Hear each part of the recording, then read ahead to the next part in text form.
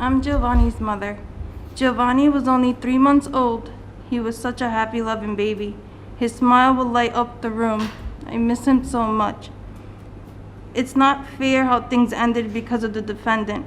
I trusted him with our kids to protect and watch over them.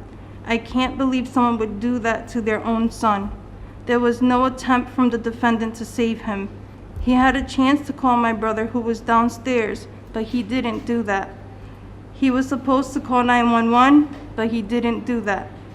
Instead, the defendant FaceTimed his mother, wasting time. As a grandmother, she should have hung up and called 911. The defendant called me at work minutes later, telling me Giovanni wasn't breathing. I was in complete shock and couldn't believe he didn't call 911. So I quickly hung up and called.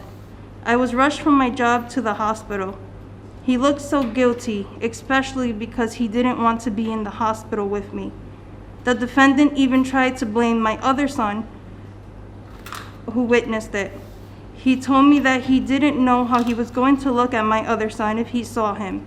That night, when the detective called me and my mom, he told us what the defendant did.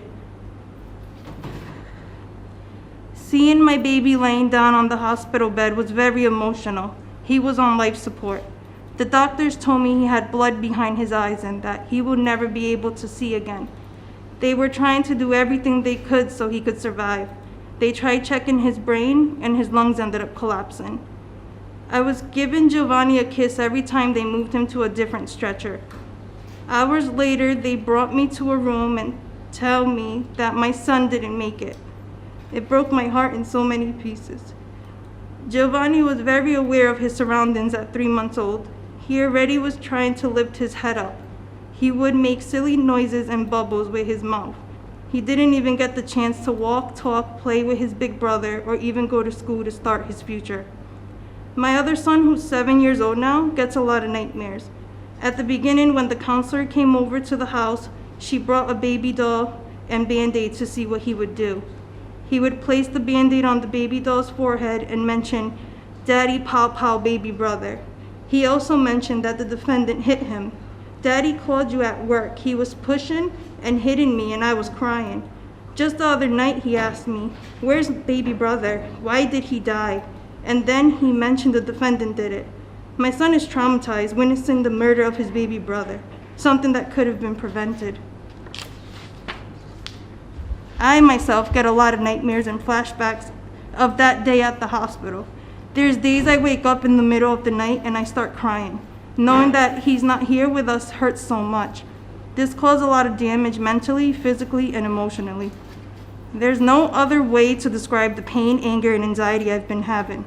No mother should have to bury their own child and walk through this painful road. Our lives change forever. All I can do is be strong and will continue to be. We all love and miss Giovanni. I feel that the defendant needs to stay in jail for life for taking my baby's life away. Giovanni was a defenseless newborn. People say that the defendant is an animal. I said no, even the ferocious animals in the world care and protect their young. He's pure evil. I know this sentencing will never bring my son back, but at least it'll bring some closure to me and my family, knowing that he will be put away for a long time and will never be able to harm another child again. I would like to say one last thing. I believe that all hospitals should require mothers and fathers to watch a video to prevent baby shaken syndrome, and both of them should sign that they understand before leaving the hospital. And also, let's put an end to child abuse. Thank you.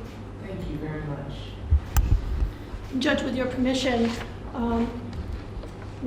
she'd like to play a video so you can see Giovanni.